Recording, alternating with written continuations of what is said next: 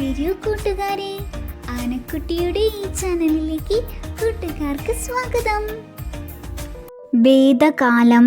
ഹാരപ്പൻ സംസ്കാരത്തിന്റെ തകർച്ചയ്ക്ക് ശേഷം സപ്തസിന്ധു പ്രദേശത്ത് കടന്നു വന്നത് ആര്യന്മാരായിരുന്നു. ഇൻഡോ യൂറോപ്യൻ ഭാഷാ കുടുംബത്തിൽ ഉൾപ്പെടുന്ന ഭാഷ സംസാരിച്ചിരുന്നവരായിരുന്നു ആര്യന്മാർ. ഭാഷാപരമായ തെളിവുകളുടെ അടിസ്ഥാനത്തിൽ ആര്യന്മാരുടെ ജന്മദേശം മധ്യേഷ്യയാണെന്ന് കരുതപ്പെടുന്നു.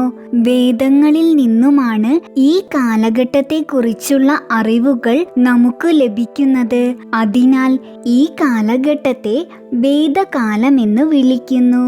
BC 1500-നും 600-നും ഇടയിലാണ് വേദകാലം. ആനക്കുട്ടിയുടെ ഈ ചാനൽ കൂട്ടുകാർക്ക് ഇഷ്ടമായെങ്കിൽ ലൈക്ക് ചെയ്യൂ, ഷെയർ ചെയ്യൂ, സബ്സ്ക്രൈബ് ചെയ്യൂ.